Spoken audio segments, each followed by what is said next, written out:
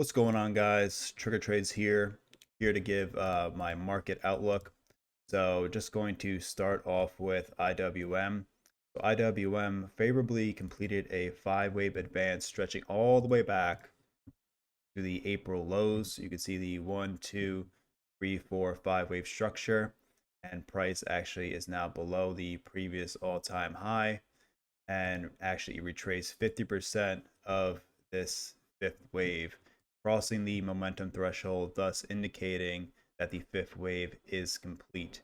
Not only that, but we have a bearish S&P divergence with Dow Jones, as well as SPX and NDX, never crossed the previous week's high, so creating that divergence. And then we followed that with a daily inversion, sending the sell signal. Therefore, with the sell signal, we should at least cross these equal lows and the fourth wave extreme right at 237.5. Now, again, since this is a completed impulse of a higher degree, that means that the correction should also be of a higher degree.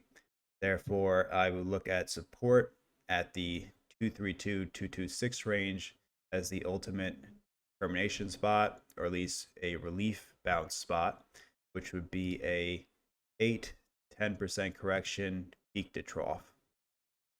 So jumping to SPX now, I also have a 5-wave advance completing at the October high, stretching all the way back to the April lows in diagonal fashion, as we have an ABC up for the first wave, ABC up for the third wave, ABC up for the fifth wave. So this is either for a first, fifth, or A wave, all suggesting that price should be in the midst of a higher degree correction.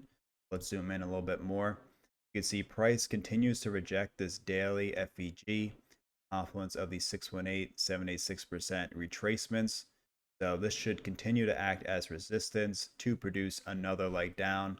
Not exactly sure how we reach these equal lows at September, right at 4,350, as it could just simply trade, directly lower, or we could just see a well-defined 3-wave structure like this.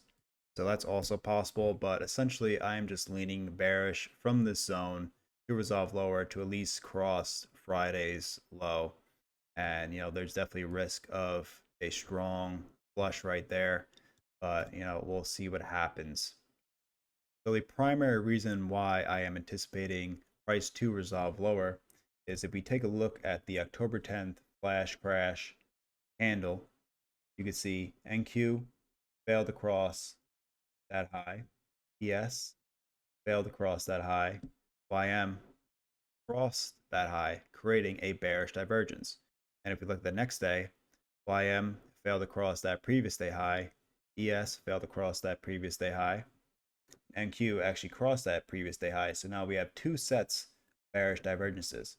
Yet, if we look at these lows, all three took the Tuesday, October 14th low. So there's no bullish divergence here. So we have two bearish divergences at the highs and no bullish divergences at the lows. Ultimately, with these bearish divergences, this suggests that the momentum is on the bear side.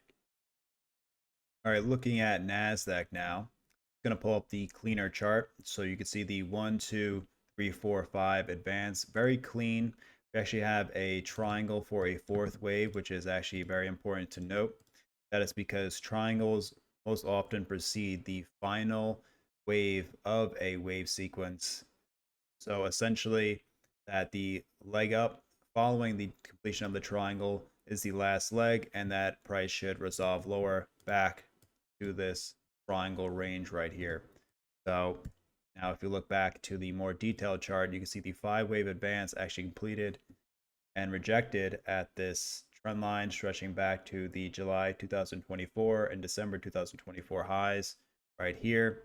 And we also, most importantly, crossed the 2-4 trend line. So therefore, if this is the correct wave count, this simple 5-wave advance, this confirms that that 5-wave advance is complete and that we are entering a higher degree correction. How far can we decline? Naturally, you just look at the 236% retracement, 30% retracement zone. This aligns with the equal lows at September and the fourth wave extreme. So this is a spot to look at, an area of interest. And there's also stronger support at 22,400, which is the monthly FVG support. Now, if we actually get there, that is yet to be seen. But for now, I would really focus on this zone right here if we were to decline this 2400 weekly FVG area, because we also have support of the multi-year upper trend line stretching all the way back from 2001. So we have a confluence area of support. So we could see price bounce from here. But if price breaks below this, then yeah, then we should cross these September lows right at 2300 with downside to this monthly FVG.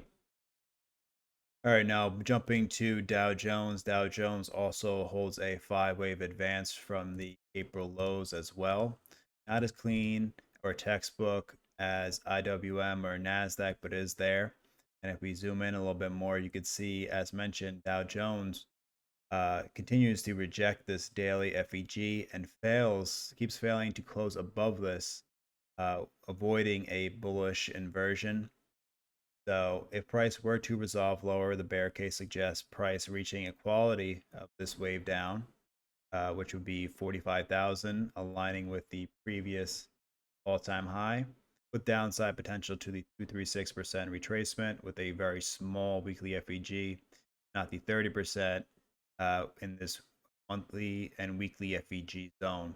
But primarily would just anticipate this zone to act as resistance to produce another leg down to the 45,000 range with potential for more. Now, there is a alternate count suggesting that this is actually a fourth wave. We have 1, 2, 3, 4, 5. Now, this would come into play if we were to close above this daily FVG right at 46271. So if we get that close, odds would increase that we are going to take this 47,000 high before reversing lower. However, if we cross last week's low, then this would be invalidated and the higher degree correction would be validated. So although my lean is that price will resolve lower, there are some tales of caution for the immediate bear case. Primarily, the futures triad all hold 5-wave advances. You can see ES 1, 2, 3, 4, 5, 1, 2, 3, 4, 5 on NQ, 1, 2, 3, 4, 5 on YM. So this impulsive structure does suggest that price is going to trade above the impulsive extremes.